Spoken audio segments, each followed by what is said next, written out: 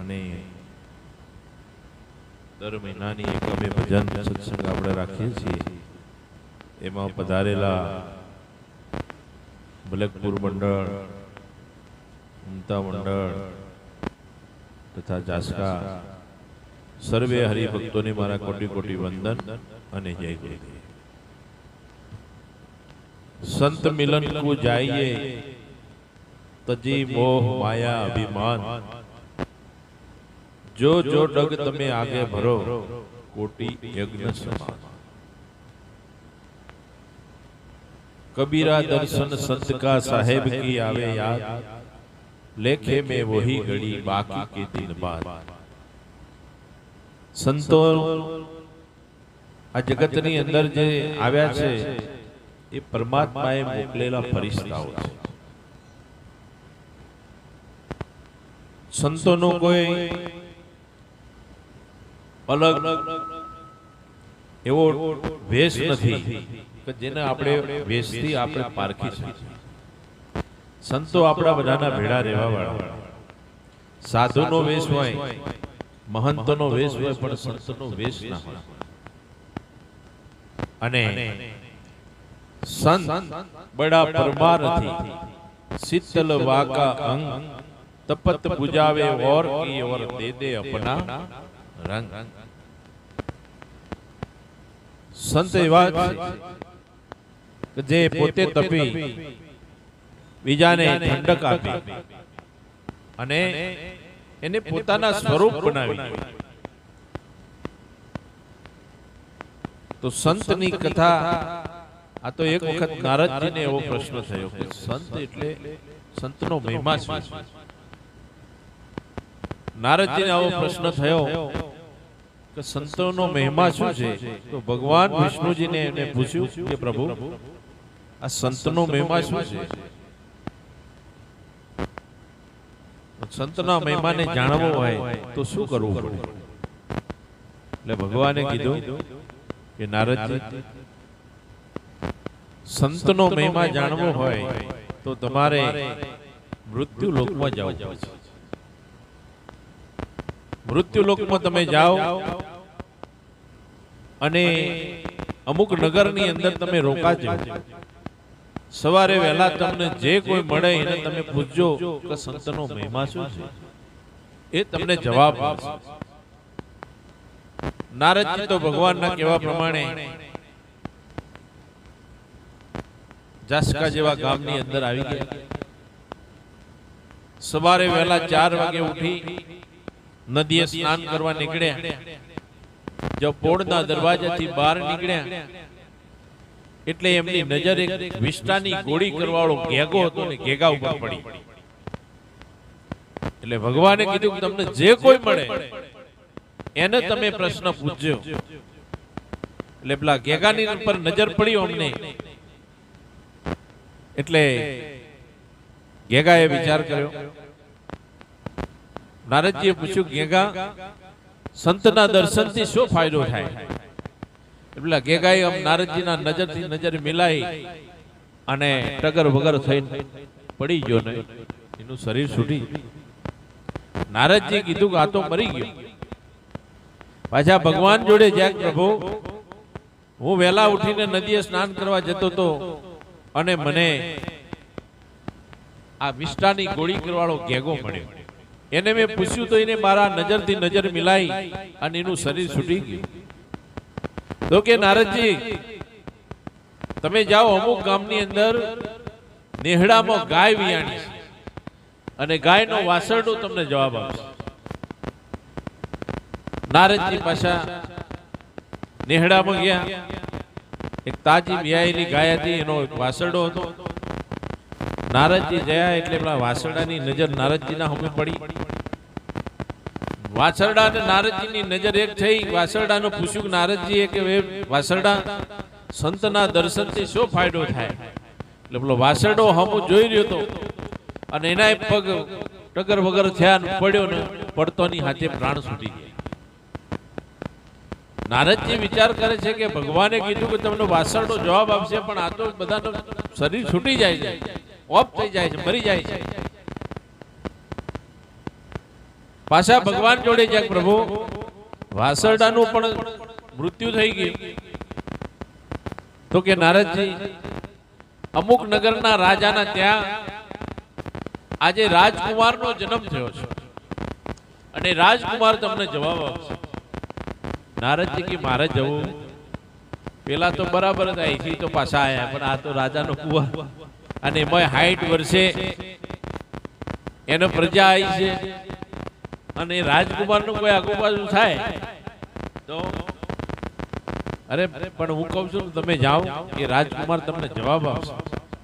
નારદજી આ નગરમાં ઉતર્યા તો રાજાને ઘણા મોટી ઉંમરે દીકરાનો જન્મ થયેલો રાજકુમારનો, એટલે આખા નગરમાં બધાય ઉજવાય, તહેવાર જેવું થઈ ગયેલું. અને એમાં નારદજીને આવતા જોયા એટલે રાજા પણ ખુશ થઈ ગયા કે ભાઈ સંતો પધારી રહ્યા છે આપણા ઘેર રાજકુમારનો જન્મ થયો અને સાથે સાથે સંતોનું પણ પધરામણી થઈ છે. તો નારદજીને સામયું કરીને રાજ દરબારમાં લાયા એટલે નારદજીએ કીધું કે મારે રાજકુમારના દર્શન કરવા છે. રાજા કે અહોભાગ્ય અમારા રાજકુમારના કે જન્મતાની સાથે જો સંતોના દર્શન થતા હોય તો એના જેવું બીજું કોઈ રૂડું છે નહીં.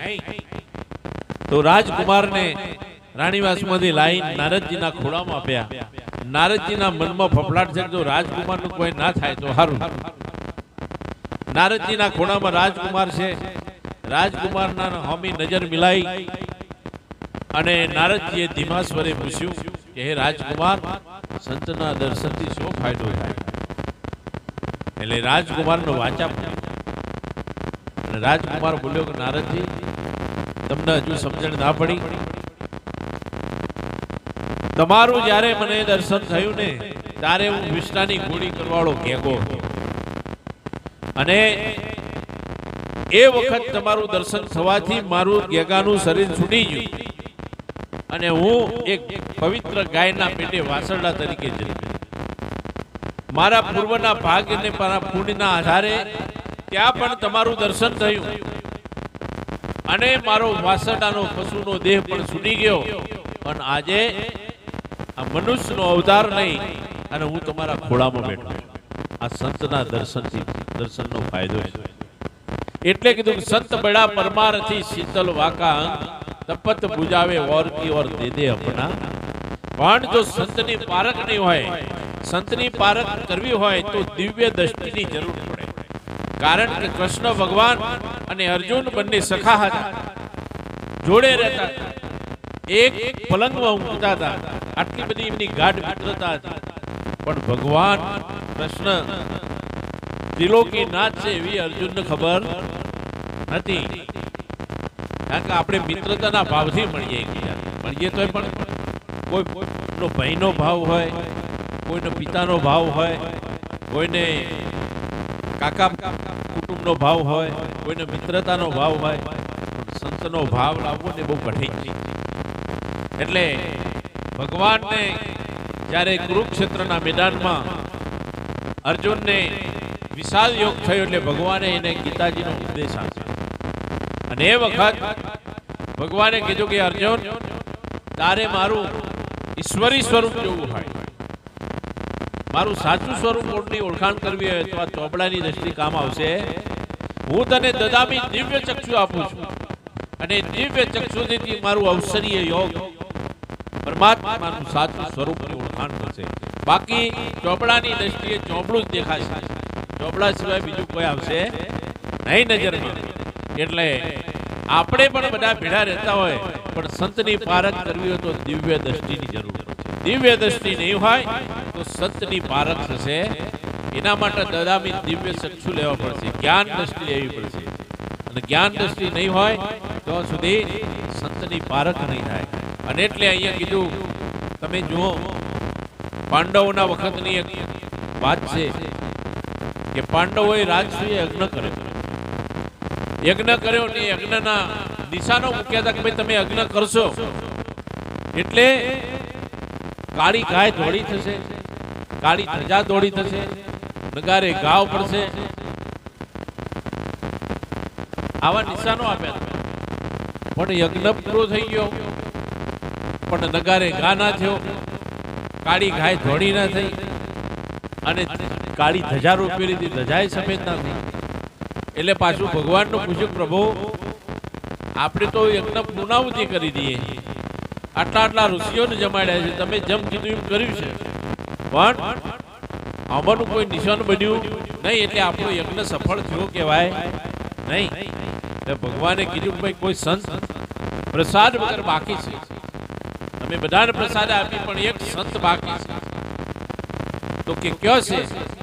કે ગામના શિવાડે એક ઝૂંપડીમાં રહેતા સપત ઋષિ, આ સપત ઋષિ પ્રસાદ લીધો નથી. તો કે તાણે એમને લઈ આવું. ભીમ હતા તો ઉપડ્યા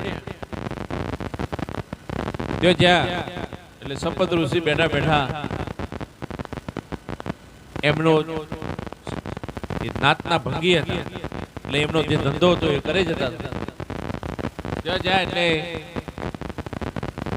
ભીમનો તો ભાષા એવી હતી, એટલે એવી ભાષામાં કીધું કે ભાઈ તમે હેડો જમવા. કે ભાઈ કેમ? કે અમે રાજશ્રીએ યજ્ઞ કર્યો છે અને યજ્ઞમાં તમારે જમવા આપવા. કે મને તો એ યજ્ઞનું ફળ તમે આલી દો, તમે જે યજ્ઞ કર્યો છે એનું ફળ મને જો અર્પણ કરતા હોય તો હું આવું, નથી મારે આવું. ભીમ કે કેટલી બધી મહેનત કરી અને આ રાજસૂય યજ્ઞ કર્યો છે અને એનું ફળ એને આલી દઈએ તો પછી આપણું શું થાય? હા, આ યજ્ઞ એનું ફળ એમને આપી દે તો આપણું શું? આપણે આ મહેનત કરી. ભીમ તો પાછા કે એ તો એમ કે છે કે યજ્ઞનું ફળ આપો તો આવું, તમે રજા આલો તો આખો ઉપાડી લાવો. પણ કે ના, એ ઉપાડી ના લવાય છે. એટલે યુધિષ્ઠિર કે હું જાઉં એમ એક ગયા, પણ બધાને ફળનું યજ્ઞના ફળની વાત કરી, પણ ઋષિએ આયા નહીં. બધા પાછા આયા એટલે દ્રૌપદીએ કીધું કે ઋષિને તેડવા હું જાઉં. દ્રૌપદી ગયા અને બે હાથ જોડીને વિનંતી કરી કે પ્રભુ અમે રાજશ્રીએ યજ્ઞ કર્યો છે, અમારે ત્યાં પ્રસાદ લેવા તમે પધારો. કે ભાઈ મેં બધાને કહ્યું છે કે તમે રાજશ્રીએ યજ્ઞ કર્યો છે એનું ફળ મને આપતા હોય તો હું આવું. તો કે કેટલા યજ્ઞનું ફળ જોઈએ છે? કેટલા યજ્ઞનું ફળ જોઈએ તમારે? કે મારે તો એક જ યજ્ઞનું ફળ જોઈએ, કે જે જોઈએ તે તમે લઈ લો, પણ તમે અમારી સાથે પ્રસાદ લેવા આવો. પણ કયો? કેવી રીતે? કે જુઓ, સંતો કે છે કે સંતોના દર્શને જતા એક ડગલું યજ્ઞનું ફળ થાય. તો હું 1000 ડગલા ચાલીને તમારે ત્યાં આવી સુધી 1000 યજ્ઞ બરોબર મારું એ સંતોએ કીધું છે અને હું સંતના દર્શને આવી છું, એમાંથી તમારે જે લેવું હોય.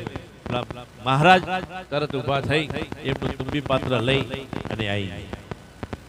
જ્યારે બધું એમને એક થાળીમાં બધું 32 ભોજન પીરસ્યા. 32 ભોજન પીરસ્યા એટલે દ્રૌપદીએ સ્પેશિયલ એક એમના માટે સબ્જી બનાવેલી. એટલે આ ઋષિને તો બધું ભેડું કરી, પોણી રેડીને બધું ભેડું કરી થાળી ઊંચી કરી પી ગઈ. દ્રૌપદી કે આવા ગામડાના ગમારને શું ભોજનના સ્વાદની ખબર પડે?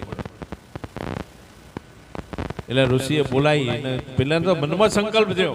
ઋષિએ કીધું કે તે આ સબ્જી બનાવી એમાં મીઠું ઓછું હતું, જોઈ લે ચકાસ. ત્યારે એને ખબર પડી કે સંતોષ શું વસ્તુ છે. અને સપત ઋષિ જ્યારે આ પ્રસાદ લીધો એટલે કાળી ધજા દોડી થઈ જઈ, કાળી ગાય દોડી થઈ, નગારે ઘાવ પડ્યો અને યજ્ઞ પૂરો થયો.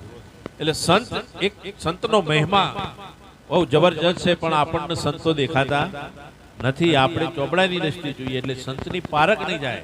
સંત એને કહેવાય કે જેને હમણાં ભજનમાં કહ્યું કે હમ હે યોગી અલગ અનાદિ પાર બ્રહ્મ સે પારા, જેની એ ભૂમિકા હોય એને સંત કહેવાય. એ ભૂમિકા ઉપર જેનું સતત સુરતા રહેતી હોય, એ ભૂમિકા ઉપર જેની સુરતા થઈ હોય એને સંત કહેવાય. નહીતર સબસ્ટેશનમાંથી લાઈન આવતી હોય અને ત્યાં જોઈન્ટ ના આલ્યો તો હોય કરંટ આવે. એટલે પરમાત્મા સાથેનો જેનો જોઈન્ટ ના હોય અને અહીંયા ગમે તેમ એ કરે તો એનો કરંટ અડે નહીં. સંતનો કરંટ પરમાત્મા સાથે જોઈન્ટ હોય તો એને જો તમે દર્શન કરો, એને ટચ કરો તોય પણ એનો પાવર આવે. પારસવર સંત में बड़ा अंतरा जान, पारस लोहा को कंचन करे वर संत करे आप. પારસમણી અને લોખંડમાં ડિફરન્સ સો મચ. પારસમણી લોખંડને સોનું બનાવે છે પણ પારસ બનાવી શકતી અને સંત પોતાના જેવો બનાવે છે. જે ભમરી સરીખી જેની ભાવના કરી પોતાના રૂપ રાજી થાય દુર્લભ એવા સંત છે.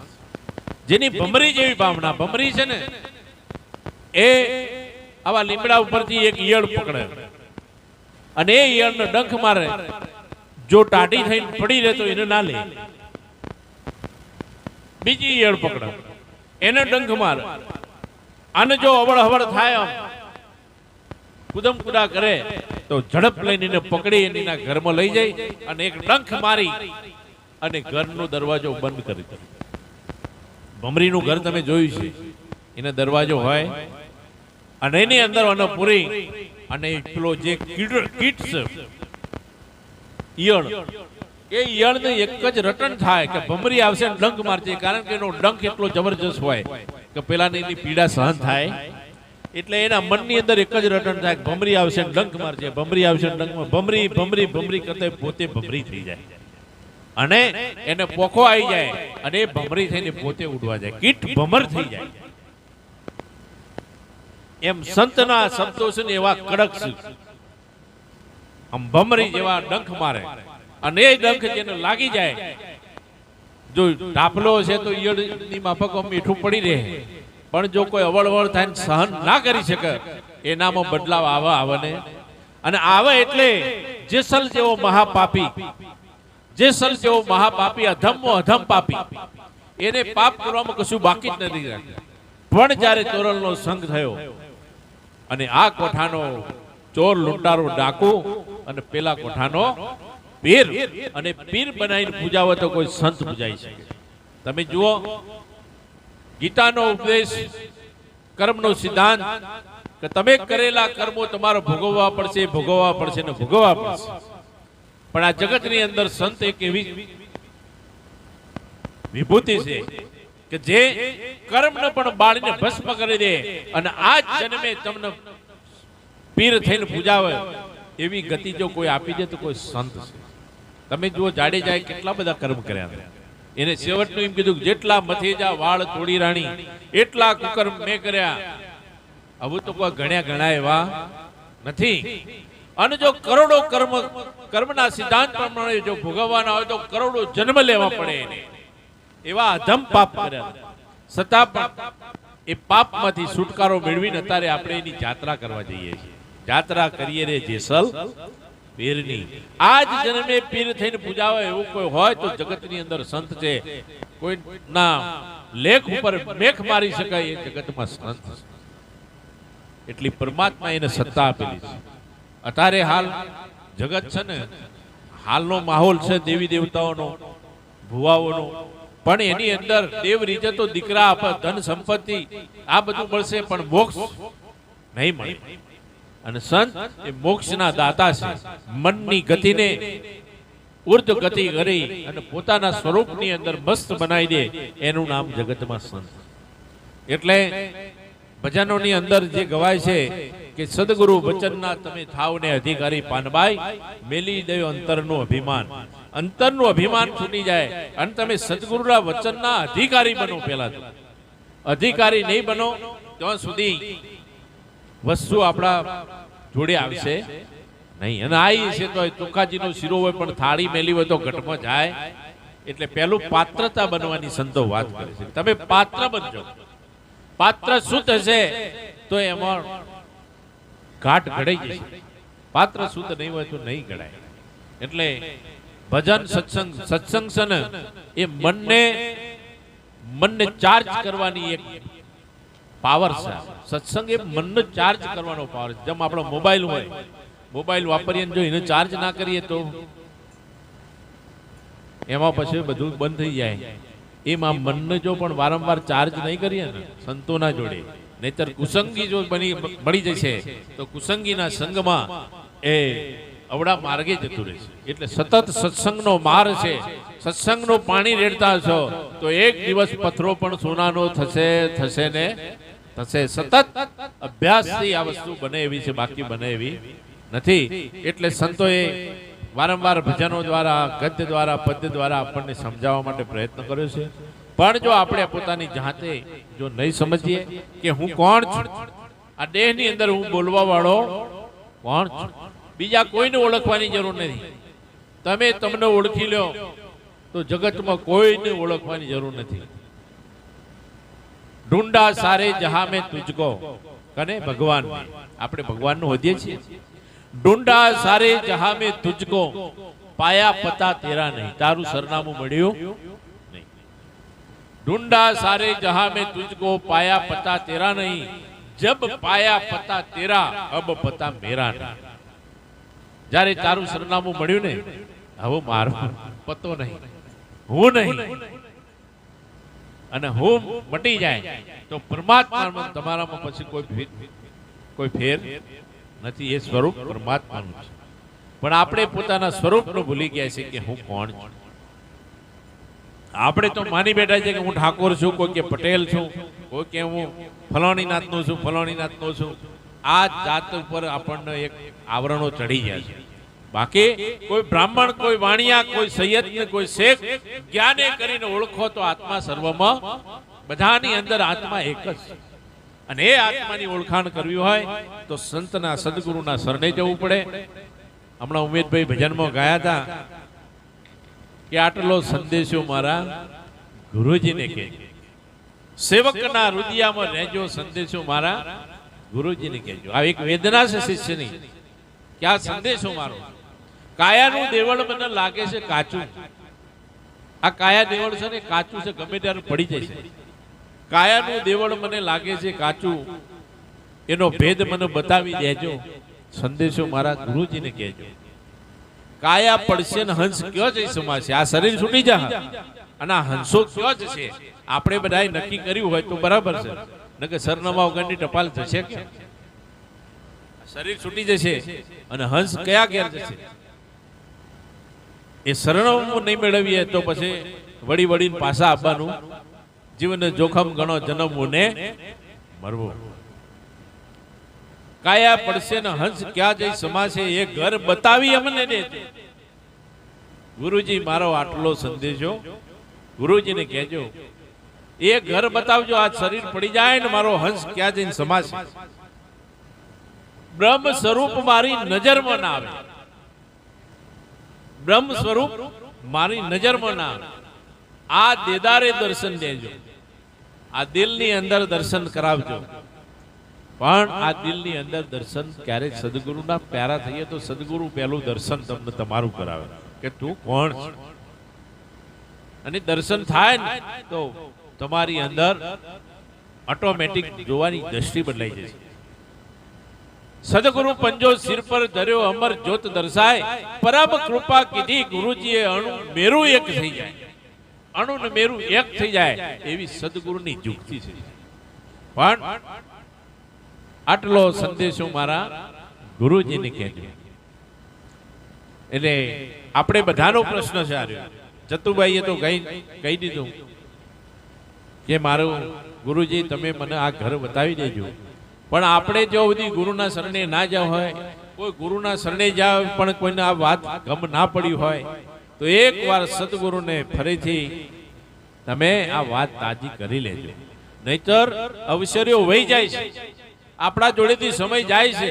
આપણે જે કર્મો કર્યા છે ને એ હોમનું મકાન બની રહ્યું છે. 2 પગ વાળું હોય કે 4 પગ વાળું. અત્યારે જેવા કર્મ કરી ગયું ને એવું હોમું મકાન આપણે બનાવી રહ્યા છીએ એ રહેવા જવા માટે. જો એવા કર્મ કર્યા અને 4 પગ વાળું મકાન આવી ગયું તો પછી તમારી કોઈ વાત સાંભળશે. બીજા બધામાં અત્યારે તમે ભાષાથી કંઈક બોલી શકો છો, શબ્દોથી તમે એકબીજાને વાત કરી શકો છો. પણ જો ચકલા ઉંદરનું ચૂ ચૂ શું, સસુંદરોનું શું શું, કબૂતરોનું ગો ગો ગો, આ બધી ભાષા આવી જાય. હવે બેસ છે તો ભેંસ એવું બોલે એવું કને ખબર પડે મને તાવ આવ્યો એમ કહે છે. હે તાવ આવ્યો તો એ કોઈને કહી ના શકે, જે આવે એ વેઠવાનું જ આવે. સમજો અહીંથી જ્યાં એટલે સમજો કે જો પરમાત્માના નામનું ભજન ના કર્યું, પોતાની ઓળખાણ ના કરી, તો આ પછી આ બધો જ એને લખ 84 કીધી છે. એ યોનિઓ શું જ આપણા માટે. પણ સંતોએ દયા કરીને કીધું કે સંત બીજ પલટે નહીં, ભલે યુગ જાય અનંત, ઊંચ નીચ ઘેર અવતરે આખર સંતનો. જેને સદગુરુનું શરણું સ્વીકાર્યું છે ને કર્યા છે, એનો યોગ અધૂરો રહી જશે, તો પણ એનો બીજો ચાન્સ મનુષ્યનો મળશે ને મળશે. પણ જેને સદગુરુનું શરણું ધારણ કર્યું છે એને, જે સદગુરુના શરણે નહીં જોવાય એના માટે તો પછી બધા દરવાજા ખુલ્લા છે, એને જો જવું હોય ત્યાં જાય. એટલે સંતોએ કહ્યું છે કે કબીરા દર્શન સંત કા, સાહેબ કી આવે. આ સાહેબ એટલે પરમાત્મા. તમે સંતનું દર્શન કરો એટલે ભગવાન યાદ આવે. કબીરા દર્શન સંત કા, સાહેબ કી આવે યાદ. લેખે મેં વહી ઘડી, એ ઘડી તમારી લેખે લેવાઈ જાય. જ્યારે સંતની અંદર પરમાત્માનું દર્શન થાય ને એટલે સમજો કે ભગવાન તમારા હાજરા હજુર આવી ગયા છે. લેખે મેં વહી ઘડી, બાકી કે દિન બાદ, બીજા બધા દાડા બાદ કરી નાખવાના.